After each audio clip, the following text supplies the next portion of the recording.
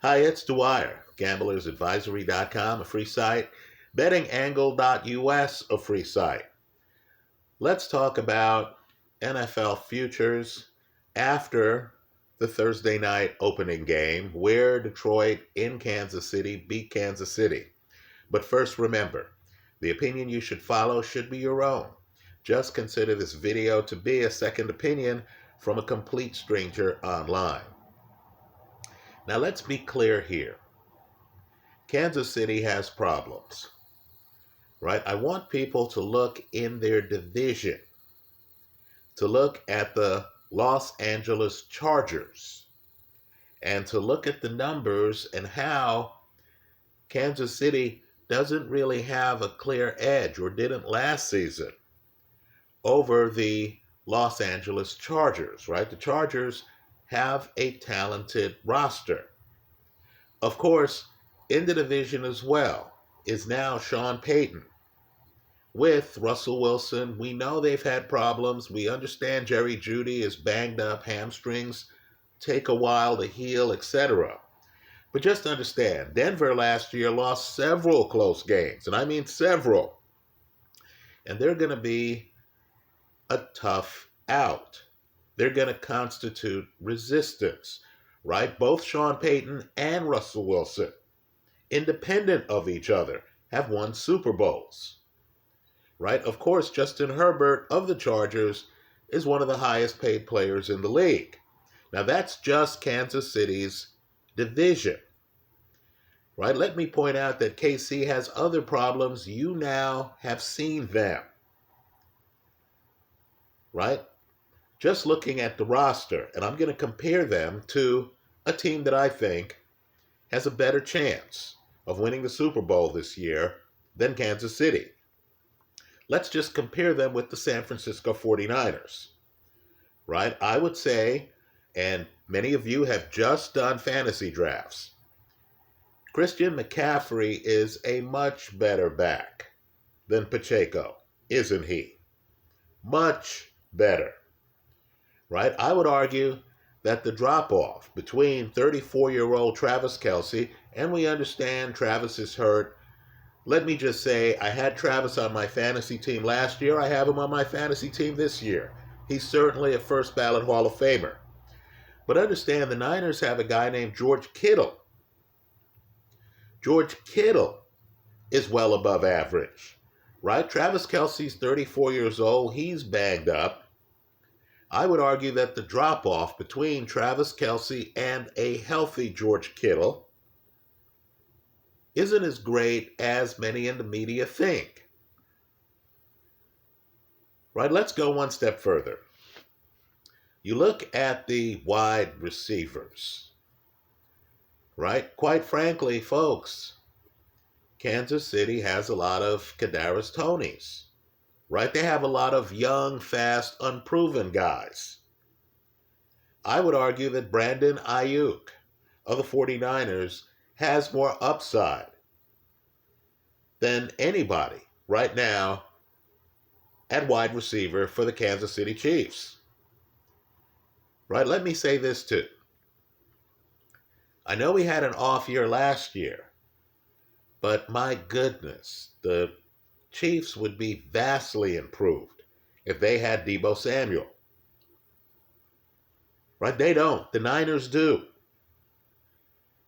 I would argue the Niners just have much more to work with on offense, as crazy as that sounds, than the Kansas City Chiefs. Let's remember, too, Andy Reid, he's a Goliath. There's no question. First ballot Hall of Famer, one of the best offensive minds of his generation. But I would argue that Kyle Shanahan, who doesn't have Andy's experience, but who's getting there, is also one of the best offensive minds of our generation. Understand, too, the Niners have an advantage that people really haven't talked about enough. Think about the gap in salary between Pat Mahomes, and Pat's a great, no question. But think about the gap in salary between Pat Mahomes, right, two-time MVP, multiple years over 5,000 passing yards, and Brock Purdy. Folks, the gap is huge. Understand it's with that gap that the Niners can then go out and re-sign Joey Bosa to the contract they just agreed upon. Right? That gap is going to allow the Niners to get, retain, resign a lot of talent. Right? Contrast Christian McCaffrey's out of this world salary with the franchise number for running backs right now in the league.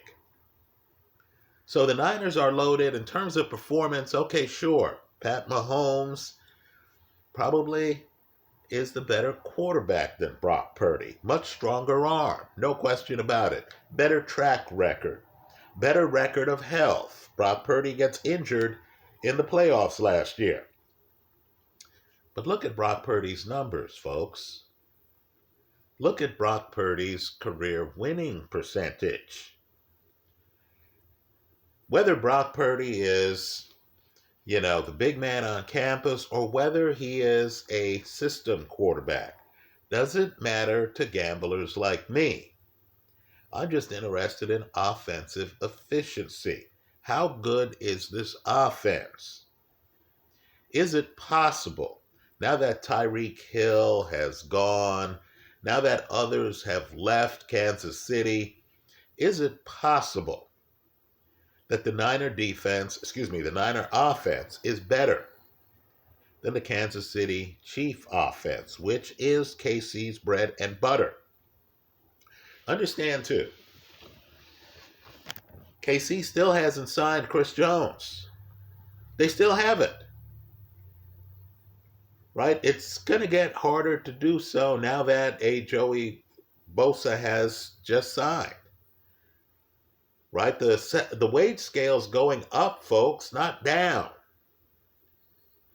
Now, Chris Jones clearly is a proud Chief. He was at the game to see the unveiling of the banner for their Super Bowl year. He clearly is invested in the team. But he told the powers that be at NBC that he might hold out until week 8. Think about that. Week 8. Folks, that's perilous. Given that KC is now 0-1, that the game they lost was a home game. Now let's talk about the game they lost. Just food for thought. Did you know that the Detroit Lions, as good as they are, Dan Campbell, he's a rising coach, no question about it. Detroit had a winning record last year. Right, they're a team on the rise. But they're also a team that gave up more than 400 points last year. Right, folks, their defense last year, and that's the best data we have, other than yesterday's game. Right, their defense was shaky. Again, they gave up more than 400 points. Understand, many teams in this league did not score 400 points last year. What kept Detroit afloat was Detroit's offense. They're an offensive juggernaut. Look at the points scored from last year. It's well over 400.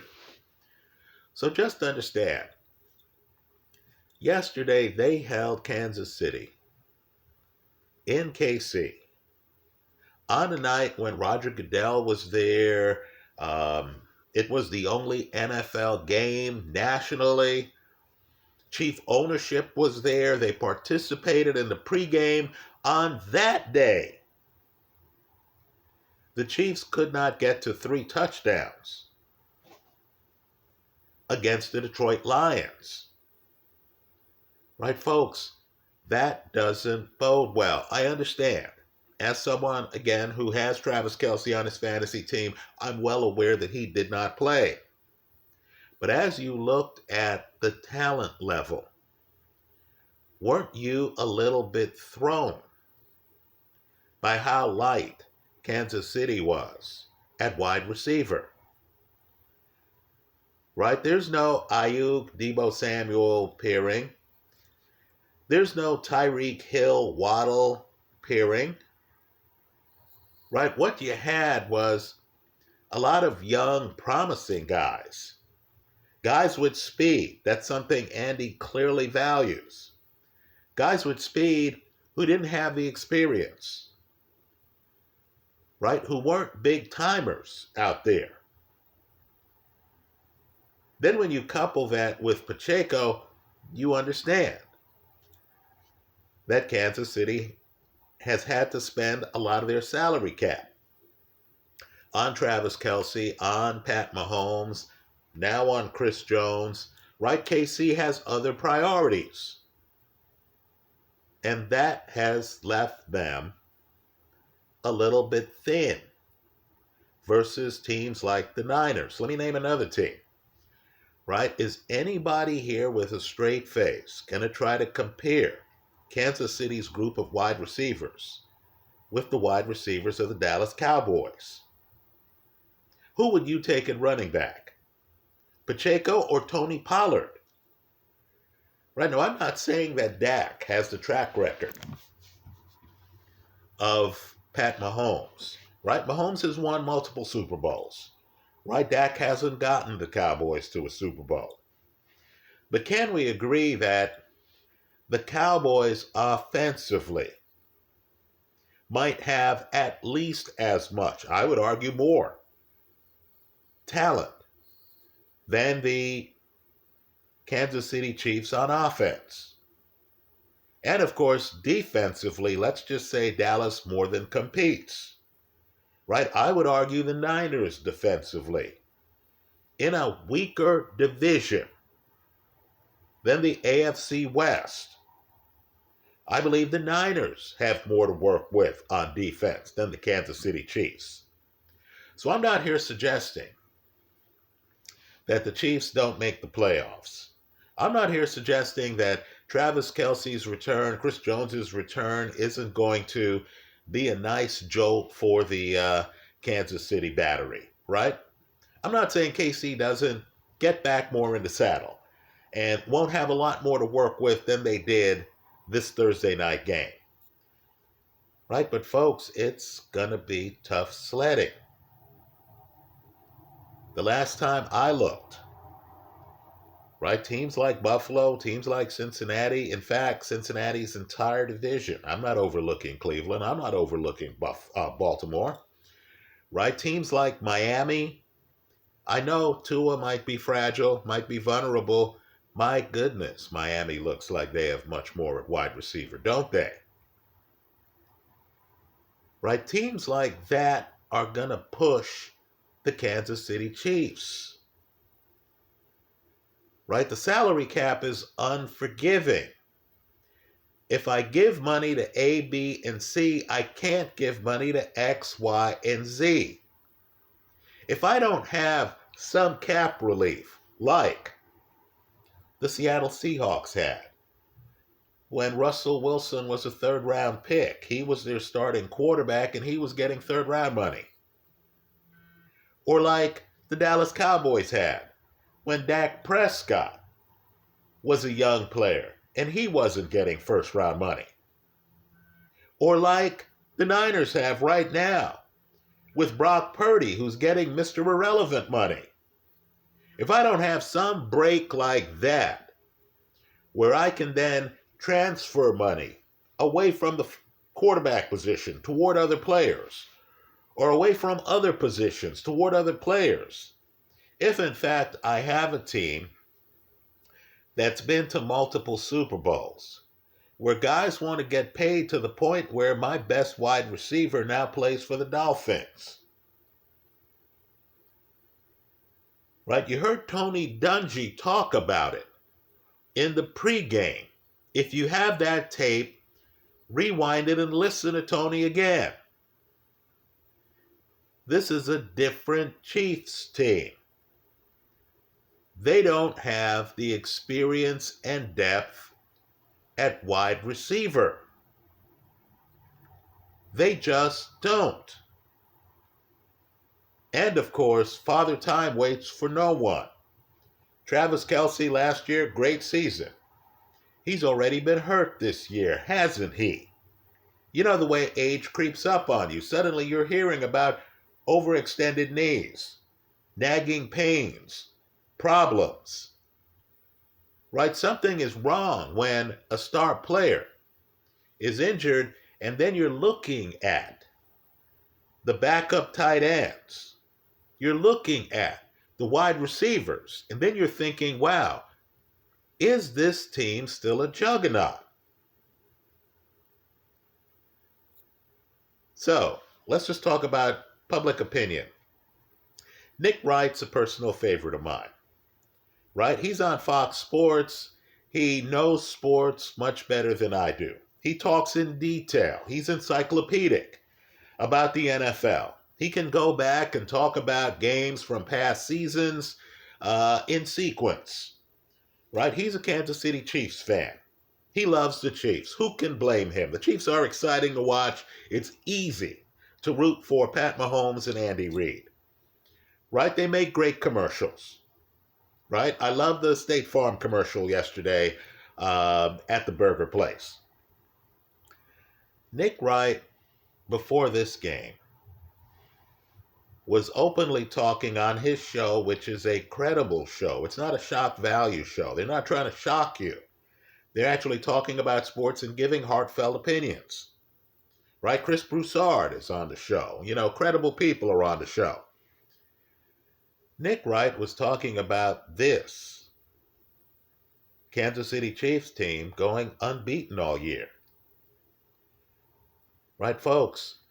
That prediction did not make it past the first game of the season, which was a home game for them, in which the Chiefs only scored 20 points. 20. Right? Their kicker was one of the stars for them on offense. Think about that. Right?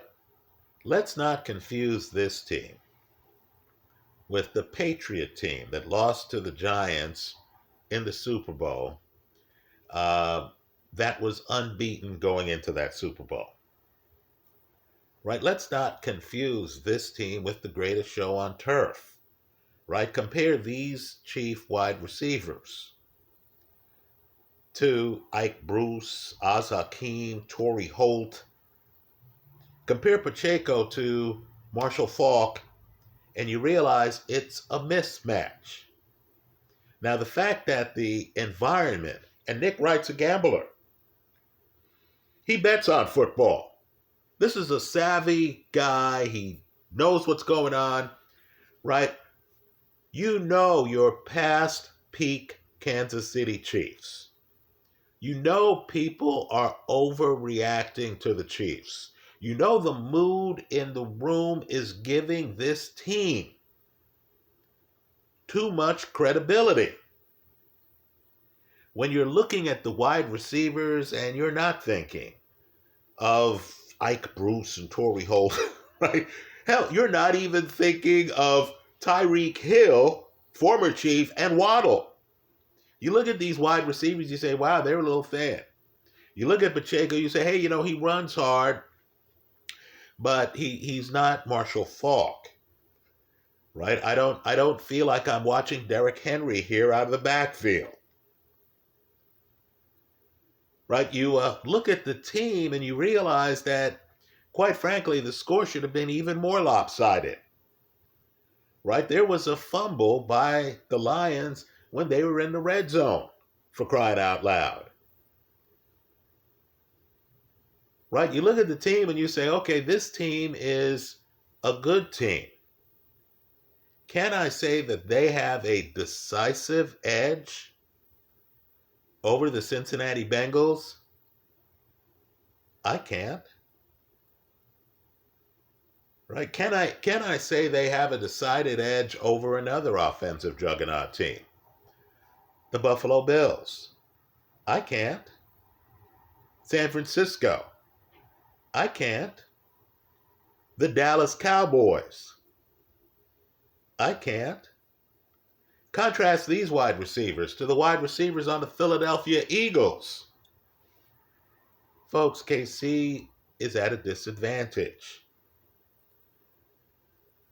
right? So Nick Wright, to me, in this instance, and as I said, I'm a fan, he's excellent, but he represents the bubble to me that are the Kansas City Chiefs, right? I think the Niners in a weaker division, and I understand a lot of smart guys are looking hard at Seattle. Okay, point conceded. Let's remember, too, though, that Arizona's in the NFC West, right? Just look at the Ram record from last year, right?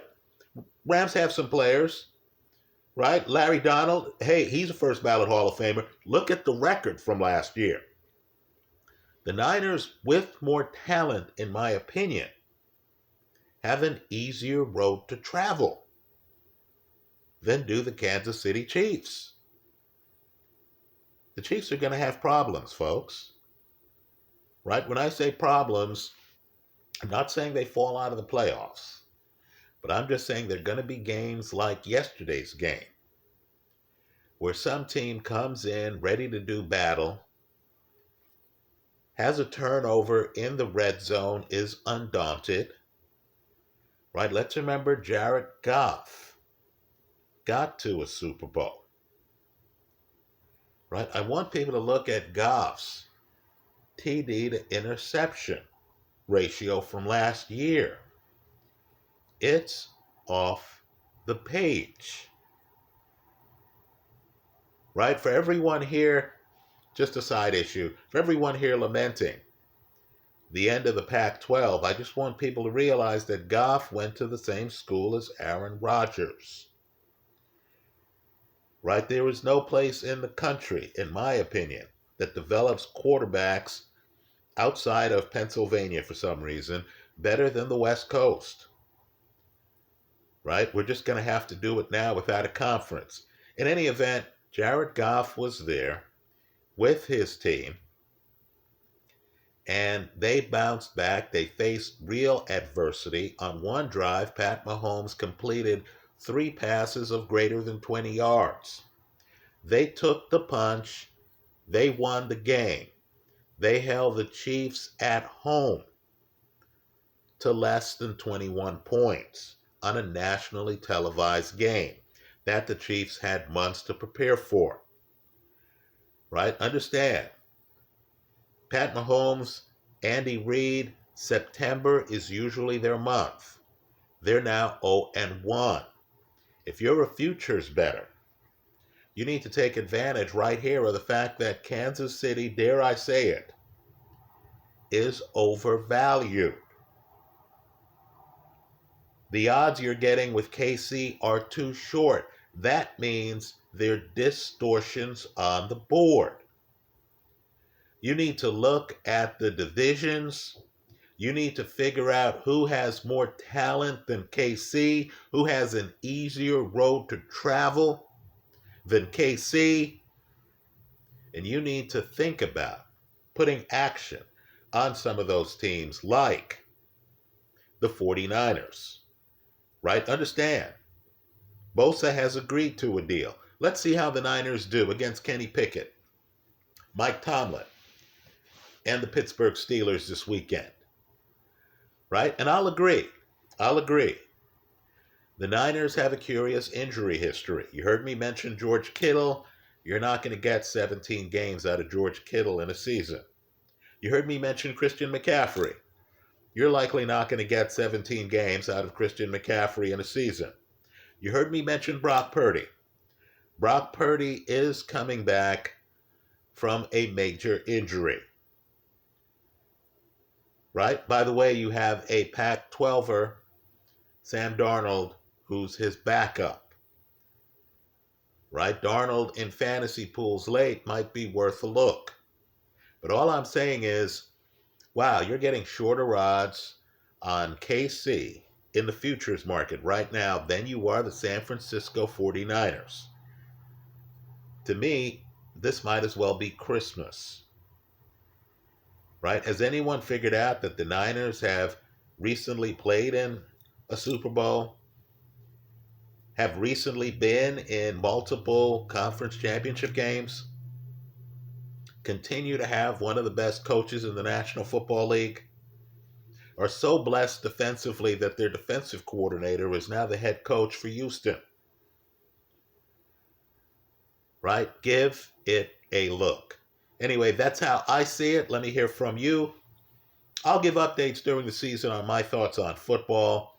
I'm more of a futures bettor than I am a game-by-game bettor, although I will say I do like Jacksonville on a money line over Indy this weekend. I was able to grab Jacksonville at 3 points way back when. Now the line's up to 5. It's adjusted. Just look at how Jacksonville ended last season. Just look at the fact that Anthony Richardson wasn't a pinpoint passer in college. Now I'm supposed to believe he's going to know what's going on in the pros. Let me also point out, too, that I like Super Bowl experience. I mentioned that Sean Payton has Super Bowl experience. Just understand the head coach of the Jacksonville Jaguars has already won a Super Bowl. Right? I like Jacksonville. My play of the week is simply Jacksonville to win. If you can get an alternative line and dumb it down to 3, that's what I would do just to get the increased odds over the Jacksonville on a money line stale bet. Anyway, that's how I see it. Let me hear from you. If there are any plays you want to share with the public, if you feel I've been unnecessarily harsh on the Kansas City Chiefs, if you feel there's other sleeper teams, right? One of them might be Jacksonville, who have a clear edge on their division. Tell us about it in the comment section of this YouTube video. Thanks for stopping by.